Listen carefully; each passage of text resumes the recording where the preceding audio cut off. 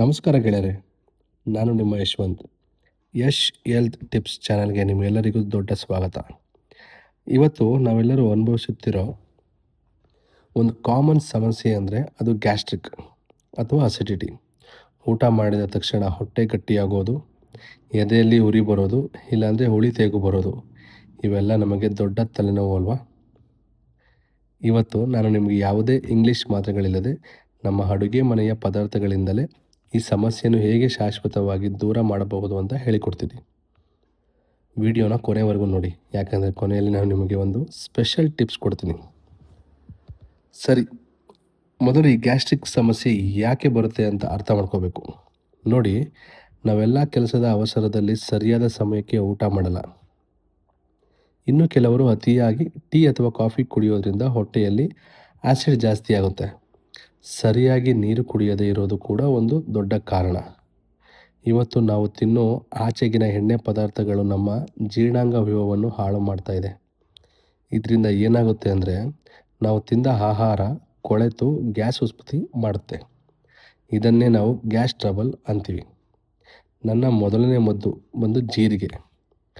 ಜೀರಿಗೆ ಬರೀ ಸಾಂಬಾರಿಗೆ ಅಷ್ಟೇ ಅಲ್ಲ, ನಮ್ಮ ಹೊಟ್ಟೆ ತಂಪು ಮಾಡೋಕ್ಕೆ ಕೂಡ ಬೆಸ್ಟ್. ಇದನ್ನು ಹೇಗೆ ಮಾಡಬೇಕು ಅಂದರೆ, ಒಂದು ಗ್ಲಾಸ್ ನೀರಿಗೆ ಒಂದು ದೊಡ್ಡ ಚಮಚ ಜೀರಿಗೆ ಹಾಕಿ ಚೆನ್ನಾಗಿ ಕುದಿಸಿ.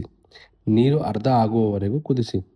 ಈ ನೀರನ್ನು ದಿನ ಬೆಳಿಗ್ಗೆ ಖಾಲಿ ಹೊಟ್ಟೆಯಲ್ಲಿ ಕುಡಿದರೆ ನಿಮ್ಮ ಜೀರ್ಣಕ್ರಿಯೆ ಕುದುರೆಯಂತೆ ಓಡುತ್ತೆ. ನೀವು ಏನೇ ತಿಂದರೂ ಈ ನೀರು ಅದನ್ನು ಜೀರ್ಣ ಮಾಡುತ್ತೆ. ಇನ್ನು ಎರಡನೆಯದು, ಇದು ಇನ್ಸ್ಟೆಂಟ್ ರಿಲೀಫ್ ಕೊಡುತ್ತೆ. ಅದುವೇ ಶುಂಠಿ ಮತ್ತು ಓಂಕಾಳು. ನಿಮಗೆ ಗ್ಯಾಸ್ಟ್ರಿಕ್ ತುಂಬ ಜಾಸ್ತಿಯಾಗಿ ಹೊಟ್ಟೆ ನೋವು ಬರ್ತಾಯಿದ್ರೆ ಒಂದು ಸಣ್ಣ ಶುಂಠಿ ತುಂಡನ್ನು ಜಜ್ಜಿ ಅದರ ರಸಕ್ಕೆ ಸ್ವಲ್ಪ ಉಪ್ಪು ಸೇರಿಸಿ ಕುಡೀರಿ. ಇಲ್ಲಾಂದರೆ ಸ್ವಲ್ಪ ಓಂಕಾಳನ್ನು ಬಾಯಿಗೆ ಹಾಕಿ ಜಗಿದು ಬಿಸಿ ನೀರು ಕುಡಿಯಿರಿ. ನೋಡಿ, 5 ನಿಮಿಷದಲ್ಲಿ ನಿಮ್ಮ ಹೊಟ್ಟೆ ಹಗುರ ಆಗುತ್ತೆ. ಇದನ್ನು ನಾನು ಕೂಡ ಪಾಲಿಸ್ತೀನಿ. ತುಂಬ ಎಫೆಕ್ಟಿವ್ ಆಗಿದೆ. ಬರೀ ಮನೆಮದ್ದು ಮಾಡಿದರೆ ಸಾಲದು. ನೀವು ದಿನ ರಾತ್ರಿ ಊಟ ಆದ ಮೇಲೆ ಕನಿಷ್ಠ 10 ನಿಮಿಷ ಮನೆಯಲ್ಲೇ ಅಡ್ಡಾಡಬೇಕು. ಊಟ ಮಾಡುವಾಗ ನೀರು ಕುಡಿಯಬೇಡಿ. ಊಟ ಆದ ಅರ್ಧ ಗಂಟೆ ಮೇಲೆ ನೀರು ಕುಡಿಯಿರಿ.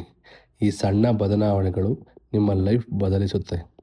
ಈ ಮಾಹಿತಿ ನಿಮಗೆ ಉಪಯುಕ್ತ ಅನಿಸಿದರೆ ದಯವಿಟ್ಟು ವಿಡಿಯೋಗೆ ಲೈಕ್ ಮಾಡಿ, ನಿಮ್ಮ ಫ್ರೆಂಡ್ಸ್ಗೆ ಇದನ್ನು ಶೇರ್ ಮಾಡಿ. ಇನ್ನೂ ಯಾವ ರೋಗದ ಬಗ್ಗೆ ನಿಮಗೆ ಮಾಹಿತಿ ಬೇಕು ಅಂತ ಕಮೆಂಟ್ ಮಾಡಿ. ಮರೆಯದೆ ಯಶ್ ಹೆಲ್ತ್ ಟಿಪ್ಸ್ಗೆ ಸಬ್ಸ್ಕ್ರೈಬ್ ಆಗಿ.